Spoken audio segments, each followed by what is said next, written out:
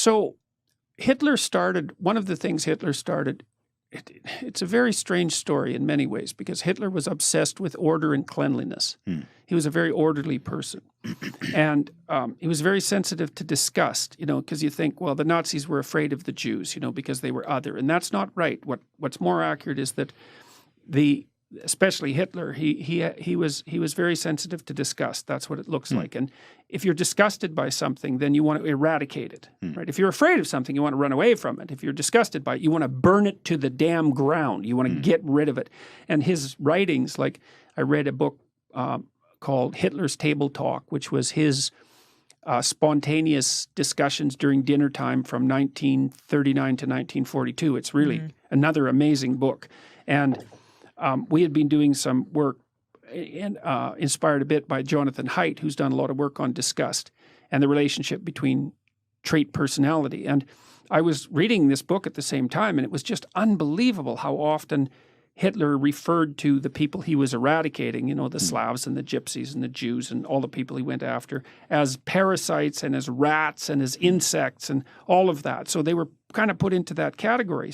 And here's a horrifying part of that story. Like when Hitler first came to power, he put in a lot of public health initiatives, including mass tuberculosis screening, which actually turned out to be a good thing. And at the same time, he went on a beautify the factories campaign. And so he convinced the German factory owners and so forth to increase the levels of hygiene in the factories, to get rid of the rats and the mice, to plant flowers out front, to make everything look neat and orderly. And the insecticide they used was Zyklon. Well, Zyklon, to eradicate the rats and the insects, Zyklon, a slightly different formulation, was the gas that was used in the concentration camps. And so Hitler went from cleaning up the rats and the mice in the factories and the insects, and then he went into the mental hospitals and started cleaning up in there. And then it just went broader and broader, again, sort of one step at a time. And the Germans had plenty of reason to be resentful and hateful because, think about what they went through. We can't even imagine it.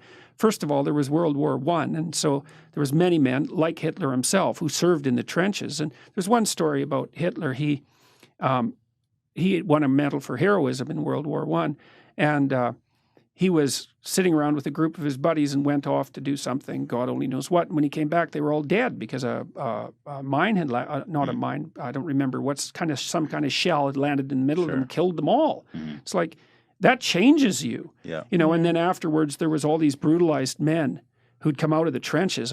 You just can't imagine what it must have been like in the trenches, especially if you were there for like a couple of years. You weren't the same person. Get out of there, you're unemployed, your country's in ruins. Then the hyperinflation hits, and every single person in Germany who ever saved any money at all is flat, bloody broke. And then there's a communist revolution brewing in Russia, and it's like, it's hell. And the Nazis came along and said, well, not only are we going to restore order and greatness, but we're going to bloody well tell you whose fault this is. It's like, and Hitler, I've studied him a lot trying to understand what happened, and Hitler was, Carl Jung called him the mouthpiece of the collective unconscious of the German people. So you imagine there's all this resentment and hatred brewing underneath the surface, and all this chaos is there, and the desire for order is like clamoring in everyone's minds. And Hitler comes along, and he's a very powerful emotional orator, and he's watching the crowd, and he listens. And when he says thing A, nothing happens. And when he says thing B, everybody roars. And so he takes note of that. And it's not even conscious exactly, right? Because he's being molded by the crowd.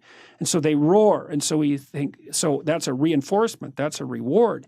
And so then he goes down that line a little bit farther, and they roar some more, and then he tries something else, and it's silent. He becomes what they want. You bet. Exactly that, man. He acts out the dark desire of the mob.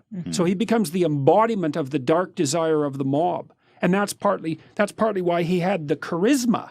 It's right, because there's this unconscious fantasy brewing in the back of everyone's minds. You see that to some degree now with Antifa, for example, and their proclivity towards violence. And you ask, just exactly what's going on there? Well, Hitler came to embody the desire of the German people for order and revenge.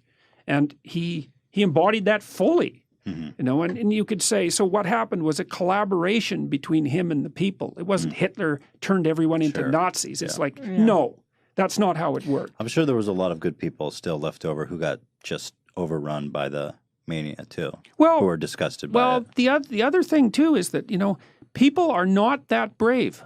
And everybody thinks, this is one of the things I teach in my Maps of Meaning class, you know, it's like, okay, you look at Nazi Germany in the 30s and you think, well, I'd be one of the heroes who rescued the Jews. It's like, statistically, that's very improbable. Right. And one of the things I've learned in the last year with all this strange political, what would you say? This strange situation that I've been in is how unlikely it is for people to speak up. They just won't. Even tenured professors who are tenured, they're protected. It's like the probability they'll pop their head up and say something that might make them identifiable is very, very low. So it's scary, yeah. I guess you're right. Well, it's and at time, and you know, in Nazi Germany, the stakes were as high as it could get. They didn't tolerate. That's right. That's exactly right. But even when the stakes are low, people won't speak up, sure. eh?